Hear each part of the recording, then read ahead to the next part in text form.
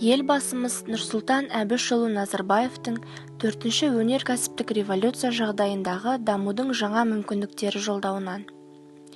Күнделікті тұрмыста тұтынудан қалған түрлі тамақ, қағаз, пластик және тағы басқа қалдықтарды бір қалтаға салып, қоқыс жәшігіне тастап кете барамыз.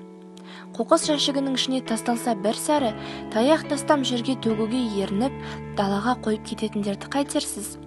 Бұл күнбе-күн көз алдымызда қайталанып жатқан тірлік. Ал ауылда ше?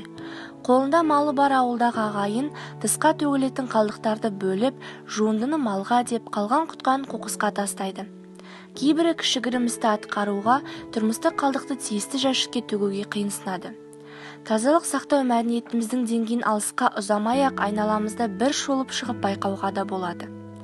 Ал бұл қалдықтардан біз құтылу үшін қатты тұрмыстық қалдықтарды жойып, сұрыптап, қайта өңдеп және де оларды кәдеге жарата білуіміз керек. Еліміздің жасыл экономикаға көшу жөніндегі тұжырымдамасына сәйкес, 2050 жылға қарай қатты тұрмыстық қалдықтарды 50%-ға дейін өңдеуге қол жеткізуіміз керек. Әлемдік тәжірибелерге сүйенер болсақ, Франция, Жапония, Қытай сынды жасыл экономика қағидаттарын ұстанған мемлекеттерде тұрмыстық қалдықтар табыс көзі. Бұл елдерде үйіліп жатқан қоқыс үйінділерінен түрлі бұйымдар шығарылып, күнделікті тұрмысқа қажетті өнімдер төрткүл дүниеге таралады. Жаһандану жайлаған қоғамда табиғи ресурстар азайып, қоршаған орта ластанғандықтан адамзат үшін жасыл экономикаға көшу міндетті болып отыр.